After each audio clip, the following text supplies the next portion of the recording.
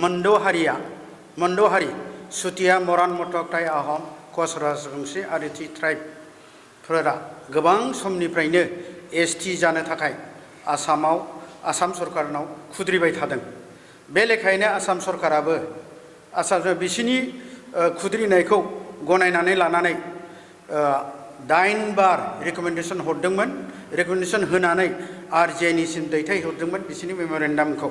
नाथाय RGI आ बिसिनि माबाखौ बिजिरनानै नायनानै नुनो मोनबाय बिसोर मोनद' जनगोष्ठीया जायफोर एसटि बिदों बिसोरो एसटिनि क्राइटेरियायाव गोलैया आरो बिसोरो उन्नत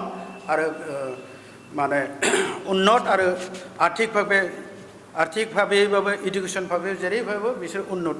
गतिके बियो रिटार्न खालामफिनदों, रिजेक्ट खालामनानै आसाम गभर्नमेन्टनो हरफिनदों।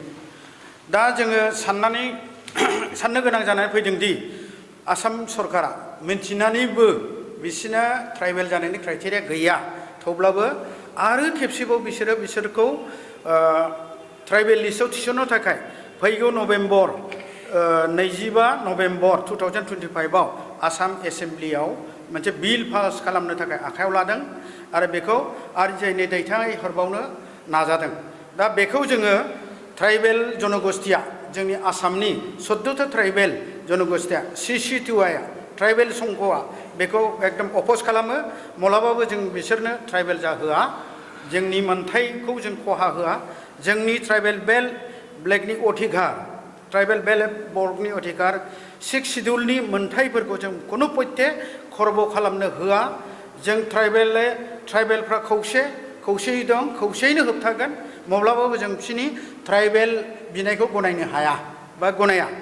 आच्छा, बिनि बागै नै जों मैयासो अनारेबल चिफ मिनिस्टार आसामनि chief minister doctor Himanta Biswa Sharma सारनो मोनसे मेम'रेन्डाम होदों कि जोंनि चिरां डिसिनि थ्रु बिसिनि बै जिथु बिल बेखौ केन्सेल खालामनो थाखाय खावलायनानै आरो लोगोसे जोङो हैदिननो मैयानो जोंनि लकेल MLA निर्मल कुमार ब्रह्मनोबो मोनसे मेम'रेन्डाम होदों जाहाथे बियो स्पिच लायो 25 तारिखआव जिथु जानांगौ गोनां दङ एसेम्ब्लियाव बाव स्पिच लायो आरो बिसिनि ट्राइबेलनि एगेन्स्टै फंनैसो बुङो, बेखौ खावलायनानै जों होदों।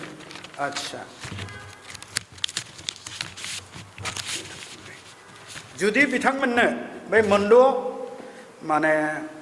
मोनद' हारिनो जुदि गमामायैनो सरकारा बोरैबाफोर खालामनानै जुदि ट्राइबेलनि स्टेटासखौ होनो ओंखारोब्ला जों बाहाय माब्लाबाबो गनाया। जों ट्राइबेलफ्रा आसामनि ट्राइबेलफ्रा माब्लाबाबो जिरायनानै थाया। दरखार जायोबा जों राजा लामायाव ओंखारगोन, आन्दलन खालामगोन आरो जाथाराबा जोबथाथाराव जों अनारेबल हाइकर्टआवबो सुप्रिम कर्टआवबो चेलेन्ज खालामनो बाध्य जागोन। एसेनोसै, गोजोन्थों।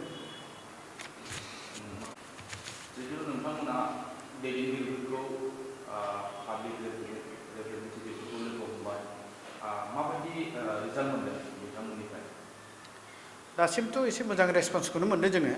बिथांमोना हानायमानिखौ बेहाय सावरायनो नागिरदों एसेम्ब्लियाव आरो बिसोरा मोनसे LOPनि थ्रु थांनांगौ जायो होनदों।